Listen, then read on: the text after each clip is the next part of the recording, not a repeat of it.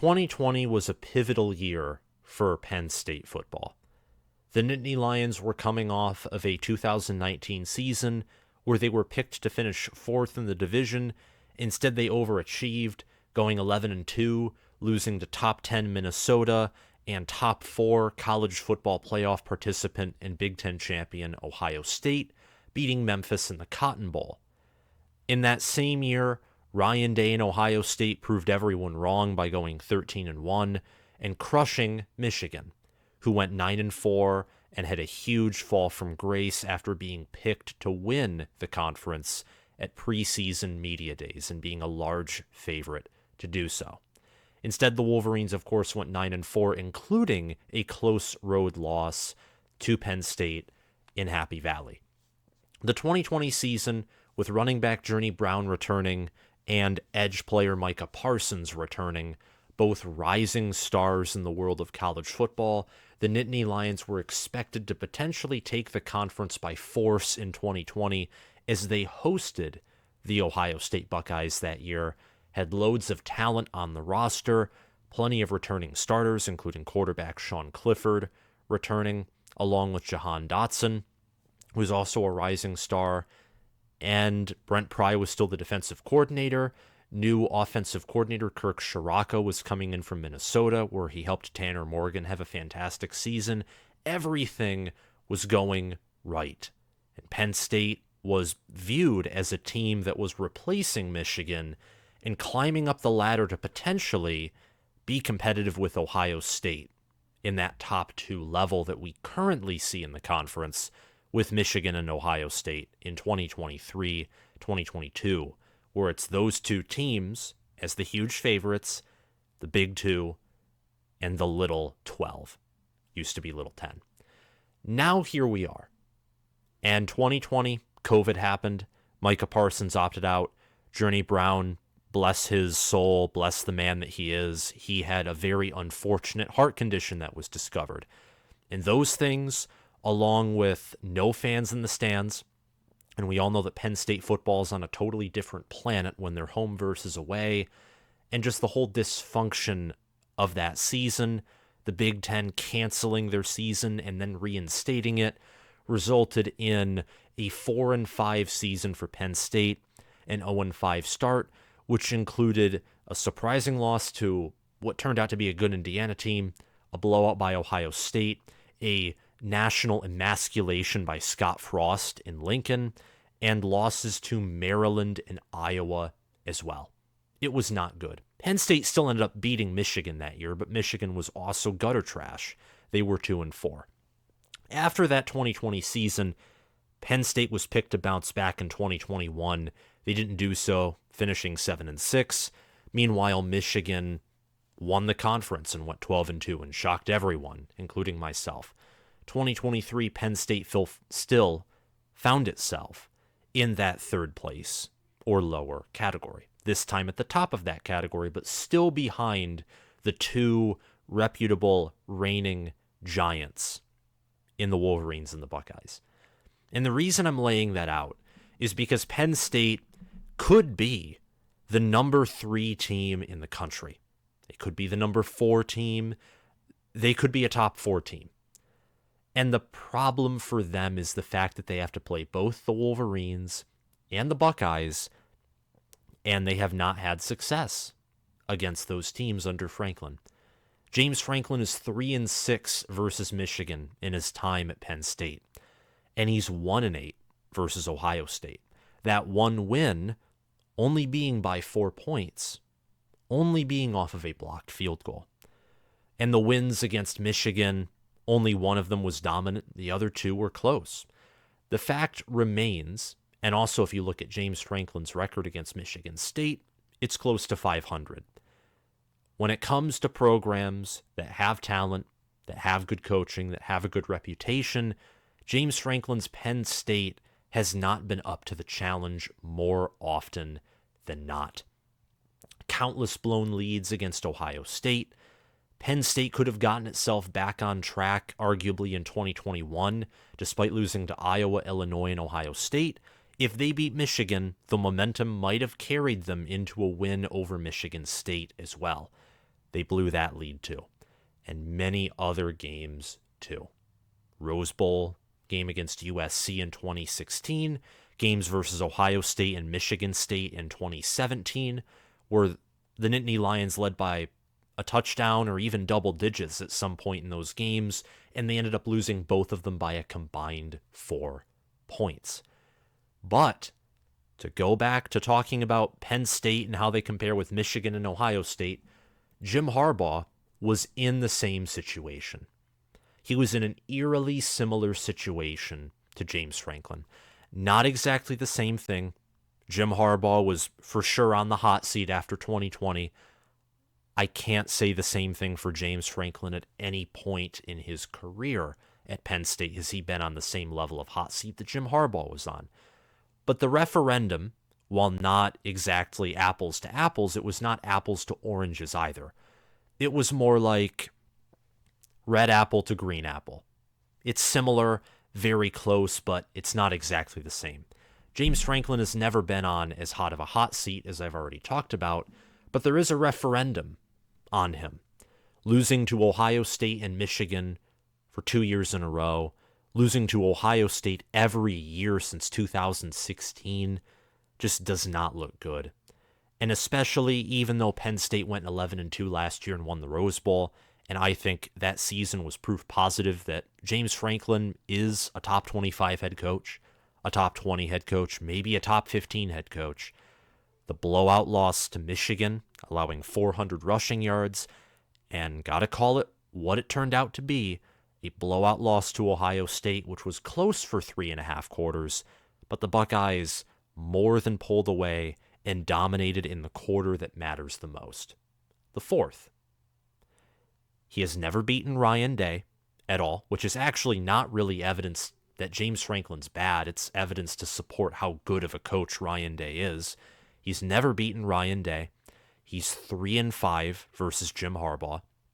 He lost to Mel Tucker in 2021. He suffered losses to Tom Allen, Mike Loxley, etc. And just looking at this and looking at this upcoming season, I get a sense and a feeling that now or 2024 is the time. You got to do it. You have to do it with Drew Allar as your quarterback, with Nicholas Singleton as your running back, like how I was talking about for the 2020 season. That never was. We can all say that if COVID didn't happen in 2020, the world would be different. You can say this on a personal level. You can say this on a political level, an economic level, an environmental level. The same is with football. If 2020 is normal, part of me, even as a Michigan fan, would say that Jim Harbaugh might not have a job entering 2023. He may not have revolutionized his program or completely terraformed it into something else. He may not have hired key pieces on his staff. If 2020 happens, there's just, and like by happens, I mean it's normal, there's a lot of different things. I mean, Micah Parsons probably doesn't opt out. Journey Brown would still be out, but Micah Parsons was a huge, huge part of Penn State's defense. And Penn State would have had home field advantage, which certainly would have helped them in games against Maryland, Iowa, Penn State games, which were home. They probably wouldn't have been demoralized enough with home field advantage in a normal season, with practices not being canceled. They probably don't lose to Nebraska on the road. There's so many different possibilities. But the referendum and the opportunity that was presented in 2020 for Penn State through a specific window with the players they had to overtake Ohio State, or to at least compete with them, to be on a similar level for at least that year. That window is open again for 2023. If you've watched this channel for a while, you know that I am a big proponent of the Big 2 Little 12. It'll soon be the Big 2 Little 14. I don't think USC or UCLA will be on the level of Ohio State or Michigan, at least not initially. I think Penn State has a better chance of being on that level. They're just more built to be a Big 10 team. Lincoln Riley, got to figure out the defense. If USC is going to not get a sword shoved down their esophagus by teams that can run the football, Penn State and Michigan, maybe Ohio State if their running back room can stay healthy, and Ohio State, we already know they have a good offense. It's not going to work out well for USC. And Michigan and Ohio State for the past 2 seasons have been far and away the top 2 teams in the conference. And Ohio State, on a consistent basis, has on average been the best team in the conference since, 2003? 2002? Probably 2002, because that's when Jim Tressel won Ohio State its first national title of the 21st century.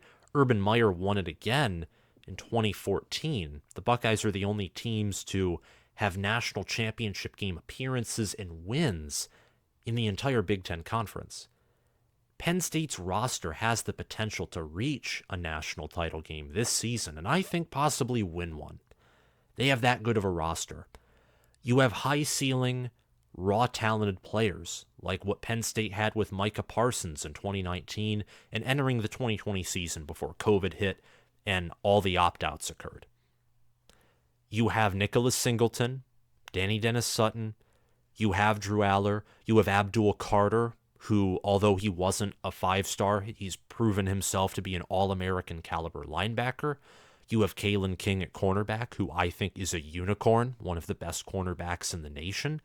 Experience on the offensive line, a coaching staff that has continuity. You have Manny Diaz and Anthony Poindexter on the same side of the ball coaching, and Mike Yurcich has a reputable reputation. It doesn't really make sense, but whatever. It's a great reputation with quarterbacks as an offensive coordinator at Oklahoma State, quarterbacks coach at Ohio State, and offensive coordinator at Texas in Tom Herman's final season. Penn State has the tools to go above and beyond. And their schedule as well, which we'll get into shortly. Their schedule, while not the easiest, you do have a Power 5 non-conference game, it is very doable.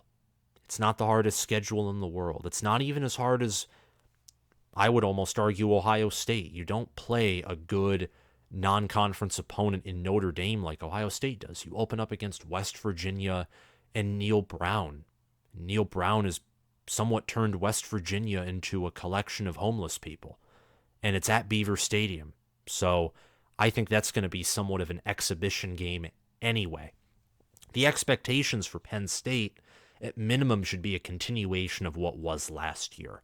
Because I think with Drew Allar's age, same with Nicholas Singleton, Katron Allen, and really the fact that this team has a lot of young potential, because James Franklin's recruiting classes last year and the previous year were some of his best in his tenure at Penn State. Recently, Penn State recruiting has really picked up, which provides a window that's a little wider. I don't think the window will close after this season. I think if the window does close, because if Penn State continues to recruit at a level like they did when they got Allar, Singleton, and Dennis Sutton, then the window can just keep on going. And Penn State's potential and their ceiling can endlessly be constant, and that'd be a different story. I think the window after 2024, for now, would probably be the area where it closes. But while losing to Ohio State and Michigan in my take, would be permissible, it would be much better to beat one of the two giants. Whether it's Michigan at home, or probably the bigger win, honestly, would be Ohio State on the road, because Penn State has beaten Jim Harbaugh 3 times. They know they can do it. But when you only beat a team once, and it was in 2016, kind of looks like a fluke. So a win at Ohio State in the Horseshoe, that would be huge.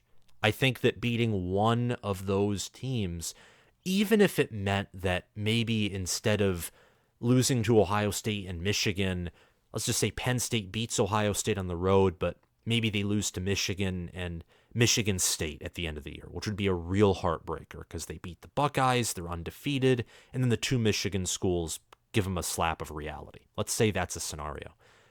That still is better than losing to Ohio State and Michigan, because you know that you can beat the Buckeyes. Gives your team confidence, gives some mystery surrounding the team, and it shows that James Franklin can beat an elite team with a great head coach in Ryan Day. Drew Allar, I think, also has to show flashes of his elite potential. He can't come out and be a dud. He can't be like Christian Hackenberg, where he comes out and he never touches the potential that was touted with him when he came out of high school. He has to improve throughout the year, show flashes of his greatness, and overall play at minimum and above average level. We all know his ceiling is elite, and he could play at that level as early as this season. However likely or unlikely it is, we'll have to see when Penn State plays on Saturdays. Or, in the case of the Michigan State game, on Friday. Penn State at minimum needs to achieve an 11-win season. I don't think their floor is much lower. Their floor is probably 9-4. Maybe it's just 10-3. But they need to win 11 games. Going 10-3 with the amount that they return and the talent they have after going 11-2 last year would be a disappointment. That would sour the season, and it would be a big prove-it year for Penn State in 2024. You don't really want a huge prove-it year no matter what. You just want to be consistent. You want to build momentum. You want the snowball effect. You don't want to have to jumpstart the momentum again. You want to just eventually roll on its own and build up, get bigger and stronger. And a 10-3 season or any kind of step back would, I think, do that to a certain degree. So an 11-2 season, maybe losses to Ohio State or Michigan, but winning all the other games like last year would be frustrating, but it would be permissible. 10-3, 9-4, while not, that wouldn't create any hot seat talk, would be unacceptable given the talent of the roster. What would be really good for Penn State is what I seem to read as almost a dream scenario of many Penn State fans on the channel, which would be going 11-1, three-way tie with Ohio State, Michigan, which I think that three-way tie, given Penn State's non-conference schedule and all those different things, and also given the fact that historically, because the game is played at the end of the year, Ohio State and Michigan are going to get more bias in terms of rankings, TV ratings. They're going to be paid more attention to when they're at 11-1 compared to Penn State at 11-1. So if you're Penn State and you want to reach the playoff or you want to win the Big Ten, 12-0 and not a three-way tie would be your best bet. But I think 11-1 would be massive progress because James Franklin has never went 11-1 in the regular season at Penn State.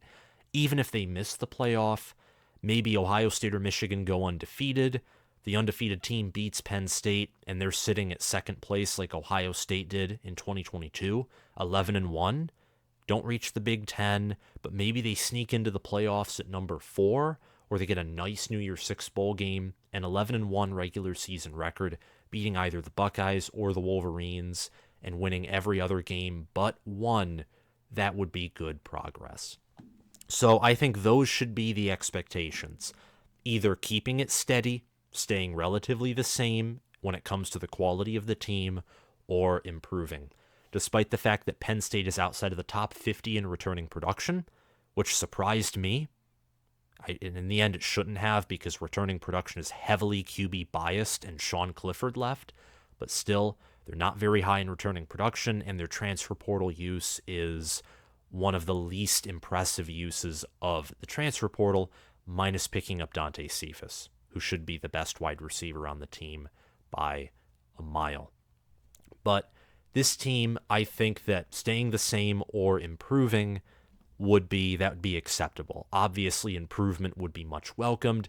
If James Franklin improved and had an 11-win regular season in the 12-game schedule, or if he reached the college football playoff or won the conference, obviously that totally changes the narrative. Totally. So, you likely know my view watching this channel, and I've said it time and time again. I think that 2024 is when the window closes, and I think with the amount that Michigan and Ohio State return, it's going to be easier and more likely for Franklin to win the Big Ten and compete for the playoff in 2024 than it will be this season. Of course, we don't know the 2024 schedule. USC and UCLA will be added, And if Penn State has a very tough 2024 schedule, then maybe I'll have to walk back that take. But I anticipate that a lot of talented players will return in 2024. But what about the predictions for this year? Number one, I think that the run game will improve. Juice Scruggs went off and got drafted by the NFL, but 4 out of the 5, 80% of the offensive line starters return. Nicholas Singleton and Katron Allen are going to have another year of preseason work, workouts, and camps, and I think those things combined, along with Drew Allar, who is watching him run the read option in the spring game, honestly was one of more of the highlights of the spring game. The kid can run the ball. There's an obvious reason why, at least when it comes to his legs, he gets Josh Allen comparisons. He'll be a great dual threat quarterback. I think all these things combined is going to help open up the run game for Penn State even more. I think they're going to have around, if I had to pick an over or under, I would pick slightly under, but around 2,500 yards rushing. I don't think their running back duo is as good as Blake Corum or Donovan Edwards, and they don't have nearly the O-line that Michigan does, and they're probably not going to be as run-heavy play-calling-wise as Michigan will be, despite the fact that I think Michigan has more talent in the passing game just by returning starters. But Penn State, they're going to want to pass with Mike Yurcich, be more balanced. Nonetheless, I think Nicholas Singleton and Katron Allen will combine for close to 2,500 rushing yards, and they'll be a top 3 running back duo nationally. Obviously, I think that the best running back duo in the nation mostly comes down to Michigan, Ohio State if they're healthy, Penn State. You could include Oregon, Alabama in that conversation. There are a few other teams that could be up there. A lot of good running back play. A lot of elite college football players. I think 2023 is set to be another entertaining year in the sport. I also think that Penn State will have a defense that resides close to the top 5. Their strength will be at defensive back and linebacker. Linebacker, the best player will be Abdul Carter. In the secondary, it will be Kalen King at corner. The problem I have with the defense is really the defensive line.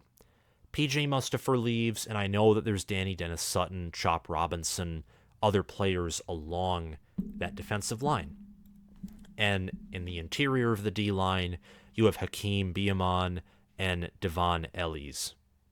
And you have also Adisa Isaac as a defensive end, too. You have a very deep defensive end room, defensive tackle, a lot of experience, both projected starting defensive tackles or redshirt seniors.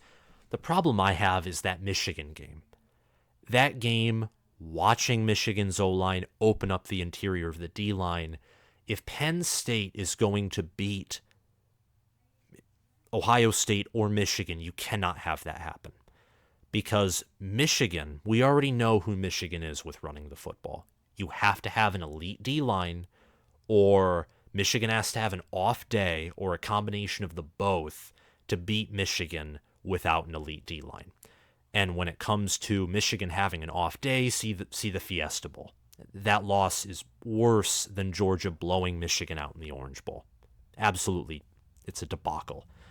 For Ohio State, however, as Ohio State lost Paris Johnson and another NFL tackle, quality-wise, and they returned both of their guards, Carson Hinsman or Jacob James is going to be the starting center, most likely, maybe Victor Cutler. The Buckeyes, schematically and from a standpoint of depth and player personnel, are going to be more suited to be a power run team than they have probably ever in the Ryan Day era, outside of maybe 2019 when they had J.K. Dobbins, Master Teague, etc. Ohio State's run game, especially on the interior and from a power run game perspective, is going to be a lot better. So, elite D-line play, especially solid interior defensive line play, is a must for Penn State in that defense. So that's a question. Even though I think this defense will be close to the top 5, with how the Big Ten works and how I think Ohio State and Michigan will both be elite at running the football this year, Ohio State, if they're healthy, granted, I'm giving benefit of the doubt there because the amount of injuries they had in that running back room was an anomaly last year that rarely, if ever, happens that you have your 2 starting running backs go down for most of the year. It was an anomaly. But that defensive line, we're going to figure out, I think, relatively quickly, or if not quickly, at least when they face Ohio State. But it'll be a solid defense. And I think when it comes to pass defense, Penn State is regularly a great team when it comes to defending the pass. So, great defense, great offense when it comes to rushing, and I do think Drew Allar, we don't know so much yet. And the passing game, you have Dante Cephas, but Parker Washington and Mitchell Tinsley departed for the NFL, so there's going to be some questions there too. Overall, though, the Nittany Lions win total projected is 9.5, and I think they're going to cover. There are a few games on Penn State's schedule that you could look at. Maybe a road game at Illinois before the whiteout versus Iowa. The Iowa game, too, because Iowa, I think, will get back to what they have been traditionally. They'll be more fundamental in the trenches. I think they'll have a better run game than they did in 2022 or 2021. And they'll have a solid quarterback and a solid receiver room. But even those two teams, they're wildly out-talented by Penn State. Illinois loses a whole lot.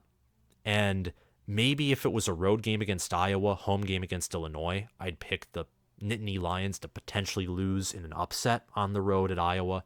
But Penn State's also going to be out for revenge against Iowa after Iowa beat them in 2020 and 2021, and the whole controversy of Iowa fans mocking Penn State player injuries. So that whiteout's going to be a revenge game.